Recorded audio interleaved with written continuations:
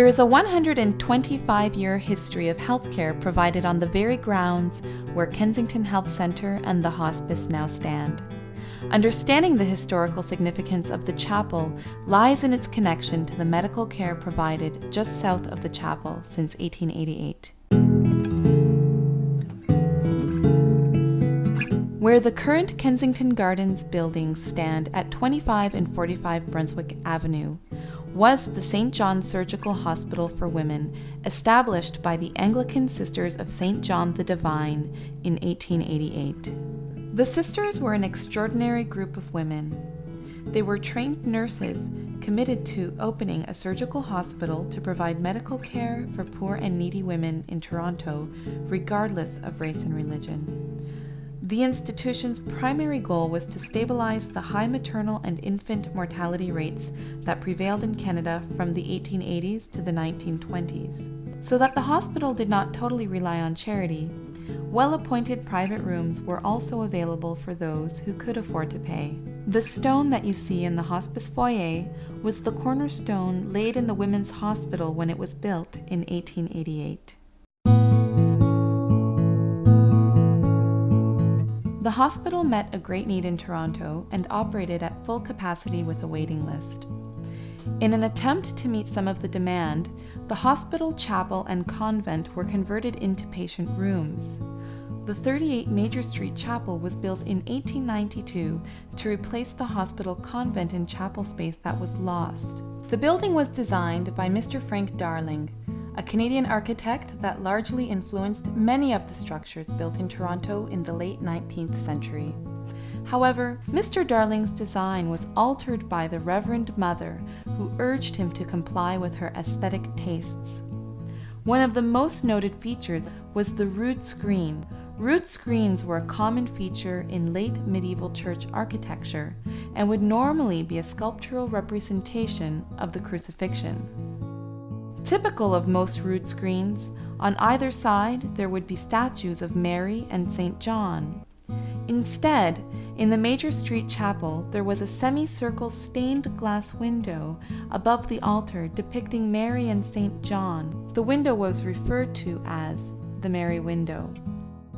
The Mother Foundress was also influential in determining the design of the chapel ceiling, which caused conflict for Mr. Darling's design plans. He argued that the ceiling should have beams between the walls in order to support the red cedar roof.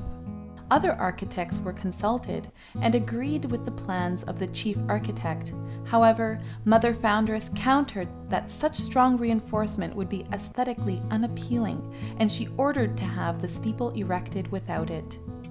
Ultimately, the mother was successful in ensuring that the design of the ceiling would suit her vision of arches that rise without beams, obstructing the view of the vista from the entrance of the chapel to the altar.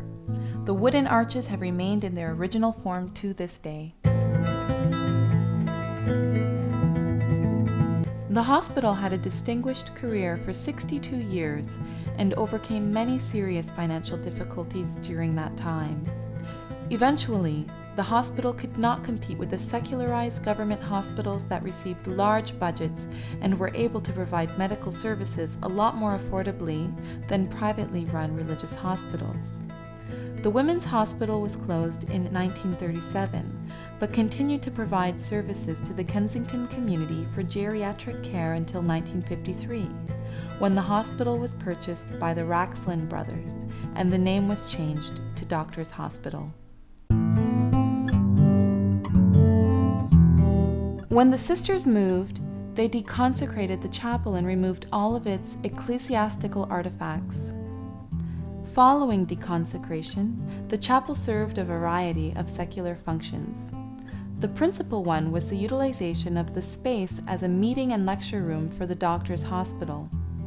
High above the front of the lecture room can be seen a blocked space, which had contained the removed stained glass Mary window. Following the closure of the Doctors' Hospital in 1997, the chapel was used for a variety of activities. The building became derelict, but because it was over 100 years old, it was a listed historical building and protected from demolition. In In keeping with the tradition of providing healthcare services on these grounds, it is a most fitting conversion of the chapel to become a hospice, providing 24-hour end-of-life care to individuals and their families. We can draw some similarities between the hospice and the original women's surgical hospital. The hospice is also supported by its community and strives to provide a home-like environment and to care for those whose palliative symptoms are often inadequately managed in the mainstream healthcare system. We hope to be making history with the care we are providing today.